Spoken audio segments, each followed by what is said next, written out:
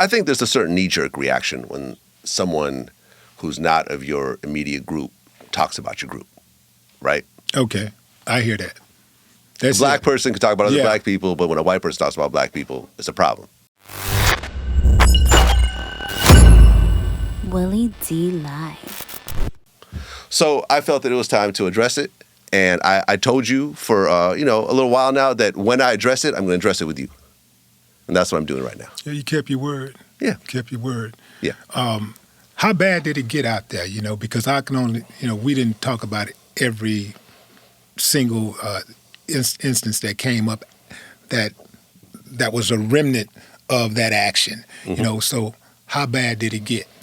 I think it personally got bad because some of the people that I was thinking, like in the same way that you and I had conversations, those conversations remain private, right? Right. I respect you, you respect me, and when we have these types of conversations and I open up to you and I say certain things about what's happening, I know that the next day you're not going to run to the internet and say, something Vlad told me in a personal phone call that he really feels this way and so forth. So I was talking to a number of people who I thought we had relationships. I thought they were my friends. I thought that we were, there's a level of trust and so forth, only to have those people turn around and start making videos the next day about these conversations, and these conversations weren't represented properly a lot of times. Things were twisted up. Things were changed and so forth to make me look bad and make the person look good. And that hurt. That hurt because some of these people had been in my home. I've extended myself to those people. I fed them. I helped promote them and so forth. And I thought there was a mutual respect. So I think that was the most hurtful part. The public is the public. We all deal with our, over time I've dealt with this lots of times. The public being mad at me. And eventually they get over it and you go back to business. But some of those relationships that I no longer have, that I had at the time, and the way that those relationships fell apart, that's what really hurt the most. Yeah. And that's why I respected our relationship, because you said, listen, I don't agree with your stance, and I'm not going to do your show for a while, but I would never go out and bash you publicly, which over the last 5 years you never did. Even when you had people on the show that didn't agree with what I said, you didn't go overboard with letting them just kind of trash me on your show. So that to me was the most difficult part. Yeah. I think, for me, that's the way that I rock, right? But here's the thing that, because I have a lot of reverence for Godfrey and for Lord Jamar. And so the way I operate is this: like when you hurt somebody, you don't get to dictate how they respond. Mm-hmm. So, and I don't know if you I know that you apologized, but I don't know if you really understand the depth of how people feel about Farrakhan. Like, he's not a regular dude. Like, I know he's a human being like us, and he bleed and breathe just like everybody else. Mm-hmm. He gets colds, and what I'm saying, his stomach hurts sometimes, and Right. get food poisoning. I got all of that.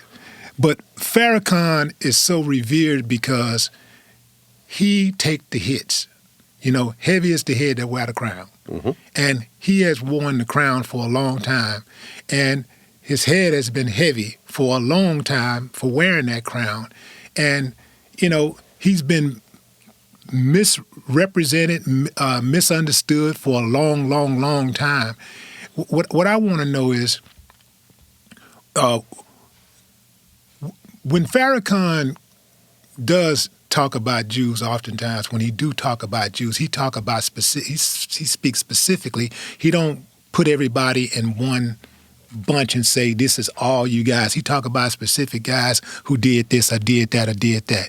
Mm-hmm. What I want to know is, like, why is it that it seems to me like most of the Jewish community have an issue with Farrakhan speaking the truth? Because he don't lie. When he speaks things, when he talk about things, he speak on the truth. He just talk, this happened, this happened, this happened, this who did it. and he do the same thing with black people. I've been on stage with Farrakhan, and he called people out sitting on the stage, including me. Like he just tell the truth. He just speak on, what's righteous.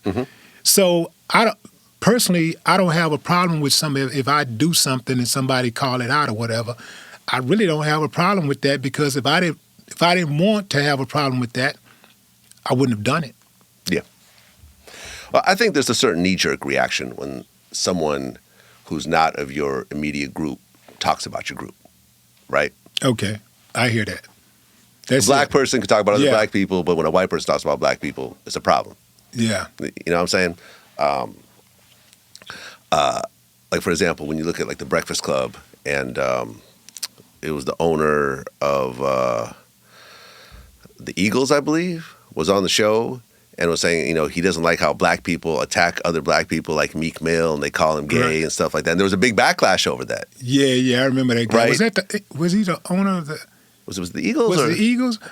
It was that guy that do the parties, right? Yeah, right. That guy. Him. Yeah, I didn't know he forgot. owned- I forgot. I didn't know he Maybe he's not owned- the owner of the Eagles. He Yeah. owns some sports team. Okay. I'm sorry. I'm misrepresenting it, because I'm just trying to address what you're saying. But he made comments about the black community, Yeah.